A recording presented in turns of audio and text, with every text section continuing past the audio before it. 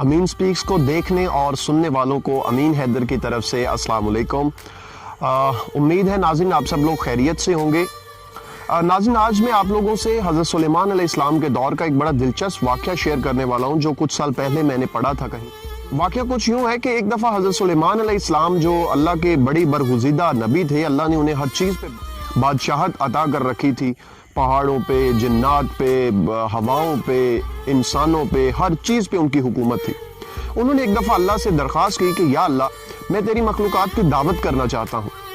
تو اللہ نے کہا کہ بہت اچھی بات ہے، لیکن سلیمان میرے پیارے بندے تم ایسا کر نہیں پاؤ گے۔ تو حضرت سلیمان نے جب بارہا اصرار کیا تو اللہ نے کہا کہ ٹھیک ہے، تم اپنا جو کھانا وغیرہ تیار کرنا ہے تم کر لو، پھر تمہیں بتا دیا جائے گا کہ یہ کسے کھلانا ہے۔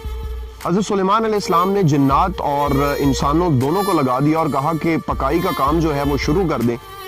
کئی مہینوں تک جب کھانے تیار ہوتے رہے، بالآخر انہوں نے جب سمجھا کہ اب اتنا کھانا وافر مقدار میں پک گیا ہے کہ ہم اس کی جو ہے وہ سرو کر سکتے ہیں، تو انہوں نے اللہ سے درخواست کی۔ تو اللہ نے کہا کہ فلاں سمندر کے کنارے چلے جاؤ اور جو پہلی مچھلی آئے گی اسے یہ کھانا کھلانا شروع کر دینا، اس کے بعد کا آپ کو بعد میں بتا دیا جائے گا۔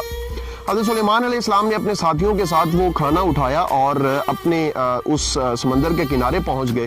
ایک مچھلی جو ہے وہ آئی، اس نے اپنا منہ کھولا اور وہ سارا کھانا جو ہے وہ اس کے منہ کے اندر انڈیلنا شروع کر دیا۔ سارے کا سارا کھانا جو ہے وہ ختم ہو گیا، لیکن مچھلی کا منہ جو ہے وہ سٹل اوپن تھا۔ تو حضرت سلیمان علیہ السلام سجدے میں گر گئے اور اللہ سے توبہ کی، معافی مانگی کہ یا اللہ واقعہ ہی خالق اور رازق تیری ہی ذات ہے، ایک انسان جو ہے وہ کسی بھی صورت رازق نہیں ہو سکتا۔ تو ہمیں اس واقعے سے یہ سیکھ ملتی ہے کہ رازق جو ہے وہ واحد اللہ ہی کی ذات ہے۔ وہ پتھر میں موجود کیڑے کو بھی رزق پہنچاتی ہے۔ تو ہم یہ بعض اوقات مشکل وقت سے جب دوچار ہوتے ہیں، اپنے مالی بحران کا شکار ہوتے ہیں، تو یہ کیسے سوچ لیتے ہیں کہ ہمارے رزق کی ذمہ داری جو کہ اللہ پہ ہے وہ ہم تک نہیں پہنچے گا۔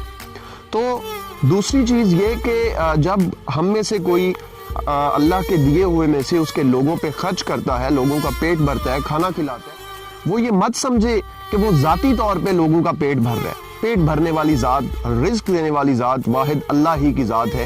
تو یہ اللہ کی توفیق سمجھنا چاہیے اس بات کو کہ اس نے آپ کو توفیق بخشی ہے کہ آپ لوگوں کا پیٹ بھر سکیں۔ امید ہے کہ آج کی یہ ویڈیو آپ کو پسند آئی ہوگی۔ مزید اچھی ویڈیوز کے لیے امین سپیک سے جڑے رہیے۔ اپنے میزبان امین حیدر کو اجازت دیجیے۔ اللہ حافظ و ناصر۔